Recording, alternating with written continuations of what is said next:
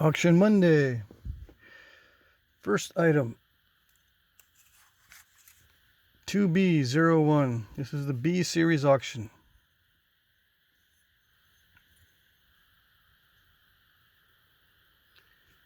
This one is Georgetown flint raw, leaf-shaped blade, medium quality raw, 7 15/16 inches long, almost 8 inches. This is like the center of the nodule. I'm offering several of these blades. They're all from the center of the nodules. So they get a little tough sometimes and a little bit unpredictable. So you'll see some lumps once in a while and places I didn't want to mess with, like right there. And you'll see a little bit of concrete on some of these. But for the most part, they hold an edge pretty well and are pretty durable.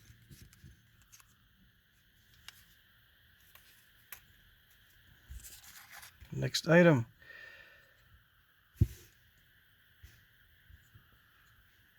B02. Georgetown flint raw, leaf-shaped blade, medium quality raw, 7 13/16 inches long. All right, I call it medium quality raw because it's very tough. It's toward the center of the nodule where it can get tough and unpredictable. So it's medium quality. Sometimes it gets down to low quality, but I usually don't have success with the lower quality, and I nap something else out of it. I don't make one of these longer blades out of it. Either I break the tip off or it snaps in half or something, trying to get through the bad stuff on the lower quality ones. So all of these will be medium quality, raw or above. Next item, 2B03. This one, Georgetown flint raw, leaf-shaped blade, medium quality, 7 5/8 inches long. Yeah, the wider they are, the easier it was for me to nap them. I think this is the widest one I have. Let's see. No, I got two of them that are 2 inches wide. But yeah, the wider they are, it means it was easier to nap. When it starts to get really tough, I have to narrow it down to shoot flakes across. But even so it was, better quality than most. I still had trouble with a couple spots. This one in particular, but I think the tip also had given me some trouble. Very durable, very strong Georgetown.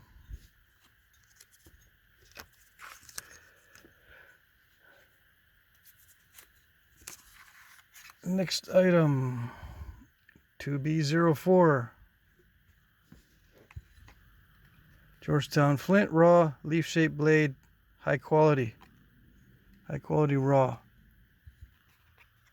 7 1/8 inches long. Okay, so you can kind of tell it was higher quality because of the color. The lighter the color, generally the higher the quality on the Georgetown. But still, I still had a couple little issues with it. Not too bad.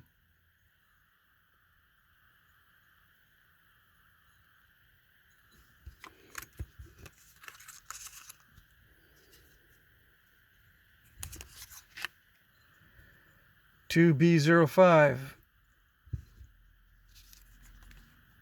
Georgetown flint raw, leaf-shaped blade, medium quality, 6 7/8 inches long.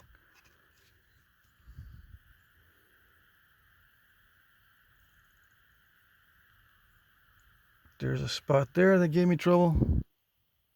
I think that generally the middle section of this one gave me trouble, if I remember correctly. The whole middle section was really, really tough. But I managed to shoot some flakes across this area. A little bit of a lump there too, so a couple lumps One right there and one right there, but I intended these to be blades that are going to be used. All right, and not just for display.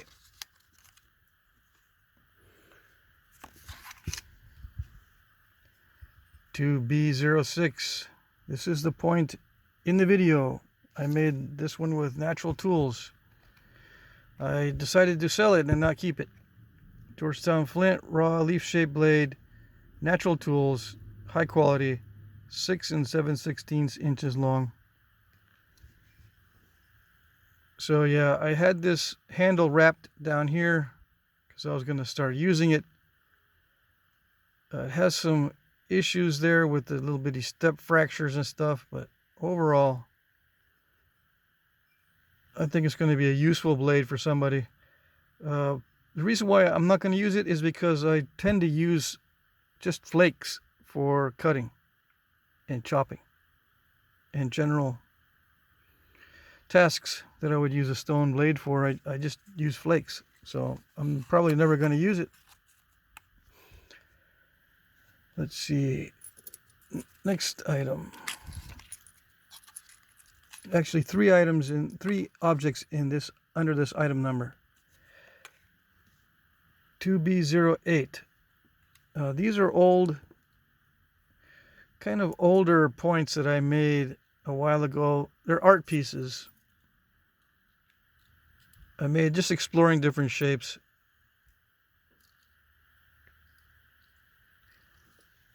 And I thought that I'd offer these up for sale since they've been sitting in a box for like, I don't know, 5 years at least. I'm not doing anything with them.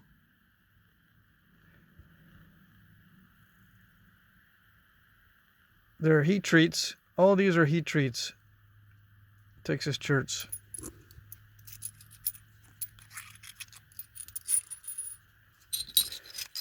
Another set of art pieces. 2B09. These are art pieces I did a while ago, probably the same time frame as previous, about at least 5 years old. And these are heat treats. They're intended to be knife blades. I rounded the stems so they could be oriented in various ways. But anyway,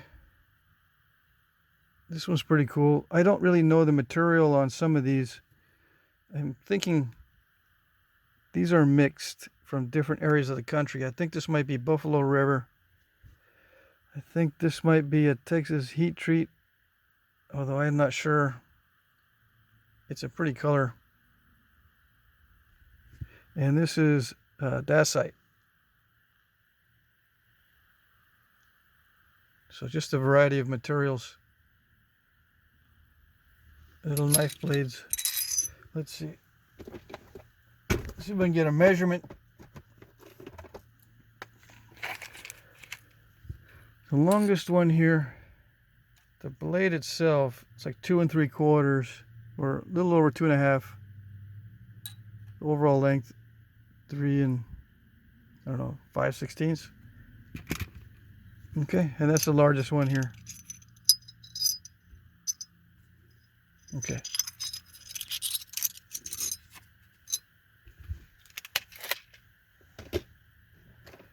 All right.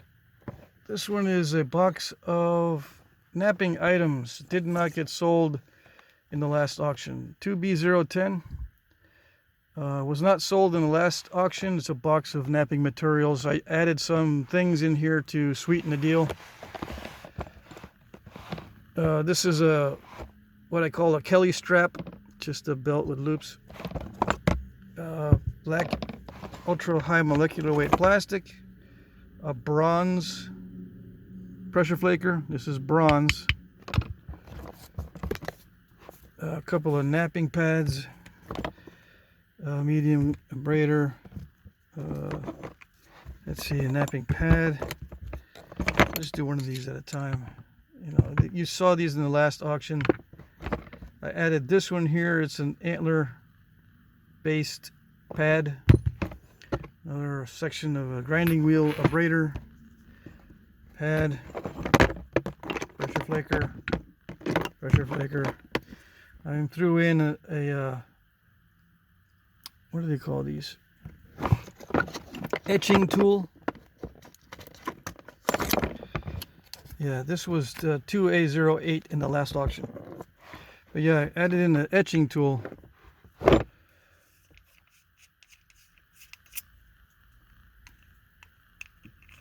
I just want to demonstrate that it does work, and it does etch, but it doesn't work very well on the harder raw stones that I typically want to sign.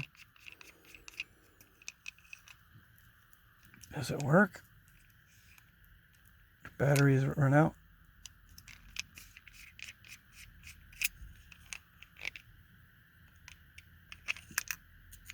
Oh, it needs 2 batteries.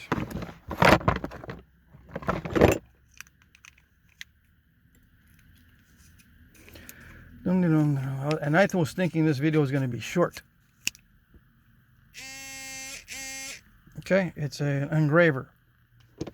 It does work on stone, it just takes forever. Pressure flaker, more plastic.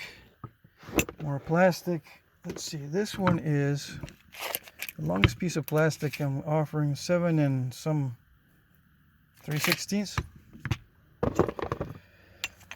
Piece of aluminum, I think it's a 1/2 inch, or let's see, 3/4. A little pad, pressure flaker, incomplete aluminum pressure flaker, didn't sharpen it, and some more of these little pressure flakers made with picks. I'm throwing in a wrought iron pressure flaker. I don't think I included that last time. A couple of glued up leather pads, and the other half of the pad I showed earlier. I cut it in half because I like using smaller pads. Alright, so that's it for that one.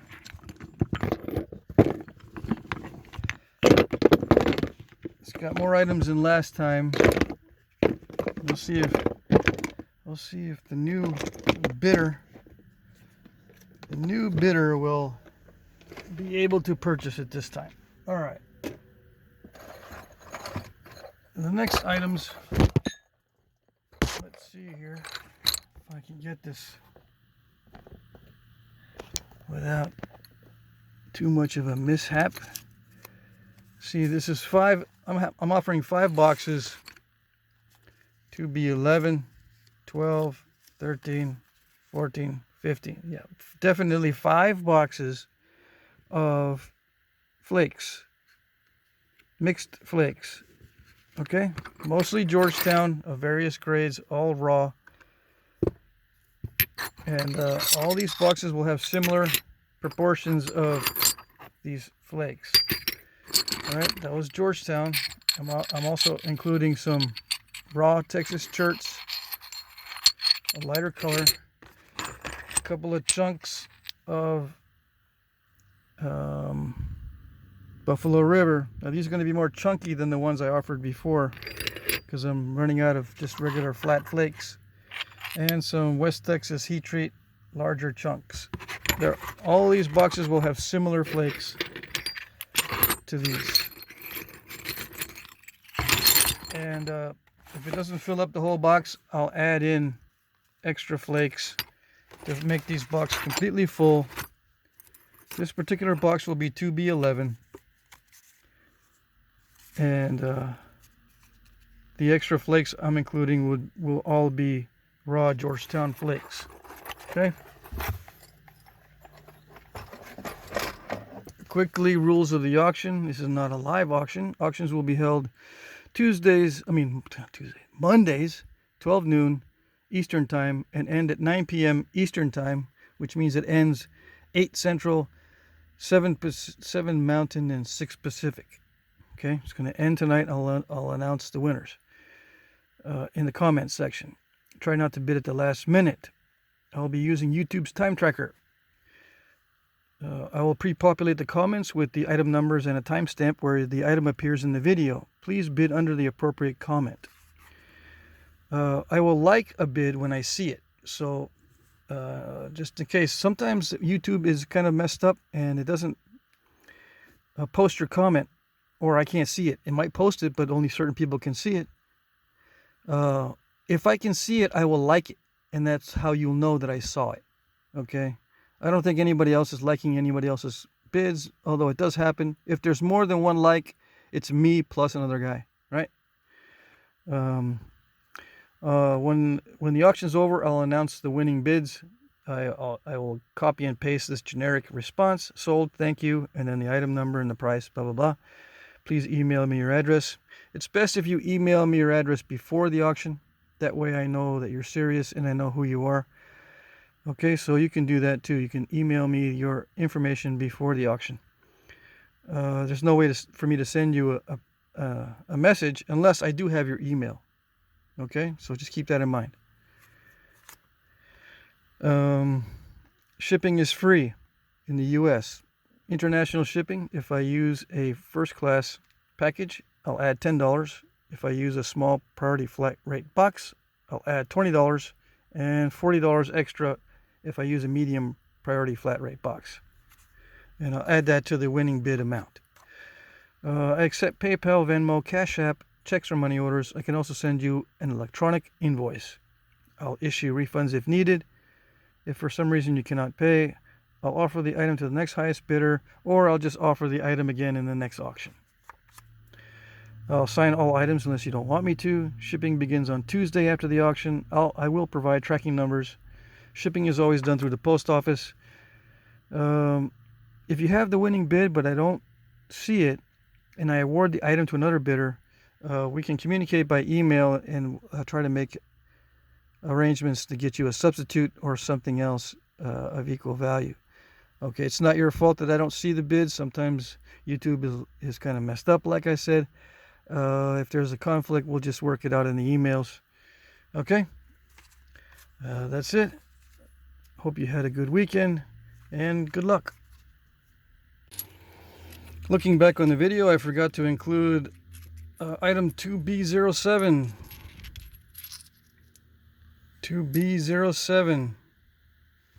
A couple of stone drills made with natural tools. This one's on video. Both Texas cherts. This one is a low quality raw. This one's medium quality raw.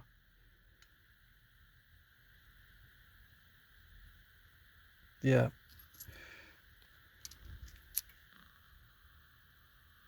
Both have bevels. Made in the same way. Except this video, the sound quality didn't work out in this video with the new microphone messed up. Okay, and this one is on video, like I said. All right, that's it.